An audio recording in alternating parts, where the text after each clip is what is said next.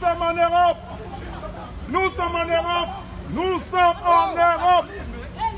Filmez, vous êtes témoins, filmez. Vous êtes témoins.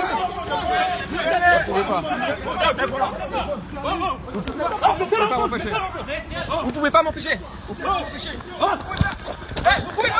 Voilà pour ces scènes d'un journaliste de la RTS donc agressé à Genève. Cela s'est passé hier en fin de journée devant l'hôtel Intercontinental, un établissement où séjournerait depuis dimanche dernier le président du Cameroun, Paul Biya. C'est là que s'est rassemblé une dizaine d'opposants à son régime pour manifester. Adrien Krause, bonsoir. Bonsoir. Alors vous étiez présent sur les lieux hier. Avant de nous raconter ce qui s'est passé, expliquez-nous d'abord les raisons de votre présence sur place. Bon, il faut savoir que à Genève, depuis quelques jours, les esprits des opposants s'échauffent véritablement contre la présence probable de Paul Biya à Genève dans l'hôtel Intercontinental. Ils ont déjà réussi à pénétrer à l'intérieur de l'établissement. C'était mardi dernier. Et puis une grande mobilisation, un grand rassemblement qui se prépare également samedi à Genève, toujours pour manifester contre la présence de Paul Biya à l'Intercontinental. Donc en fait, dans le cadre de cette manifestation que je voulais préparer, j'ai contacté certains opposants camerounais et puis j'ai appris en fait par hasard qu'il y avait une action qui allait se préparer devant l'hôtel 1 heure plus tard environ, donc vers 18h. Donc tout simplement, je me rends sur place pour prendre la température entre guillemets et puis tout simplement pour faire mon travail de journaliste. Et qu'est-ce qui se passe au juste alors ?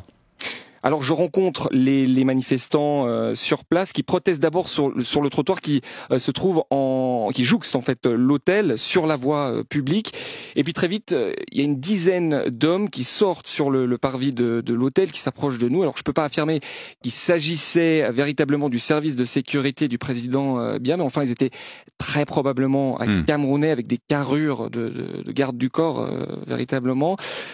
Donc là, la tension monte, les opposants et moi-même traversons la route pour rejoindre le trottoir d'en face, et c'est là que ces probables gardes du corps décident de passer à l'action. Ils fondent littéralement sur les opposants et sur moi.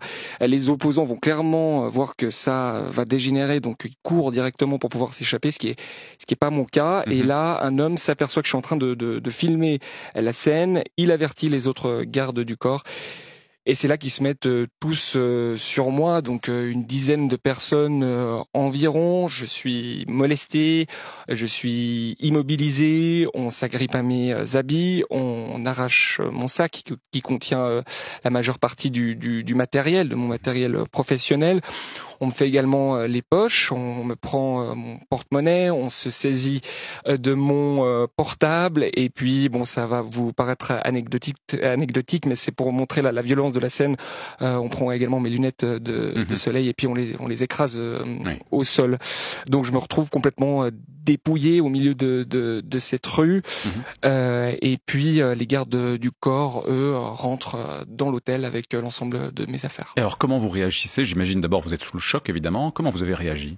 Alors ouais, bien sûr, on est sous le choc, on comprend pas exactement ce qui s'est passé. Ça dure 30-40 secondes, cette scène.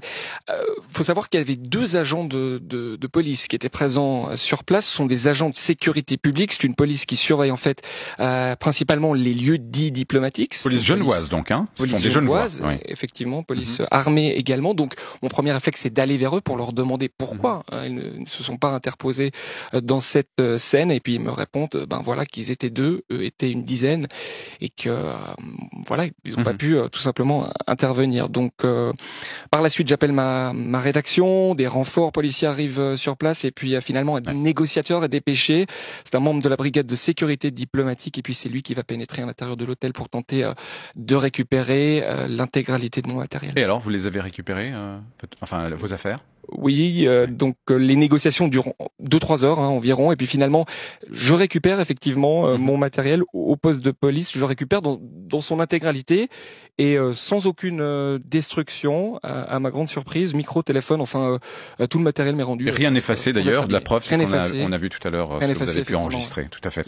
Adrien, vous avez porté plainte, sauf que ces personnes-là possèdent probablement une immunité diplomatique. Voilà, c'est un peu tout le problème maintenant. Ça s'annonce extrêmement difficile, mais j'espère quand même que ma plainte et que l'enquête qui va s'en suivre permettra d'identifier peut-être les personnes qui m'ont encore une fois agressé et dépouillé en pleine rue à Genève sur la voie publique. Merci Adrien pour votre témoignage.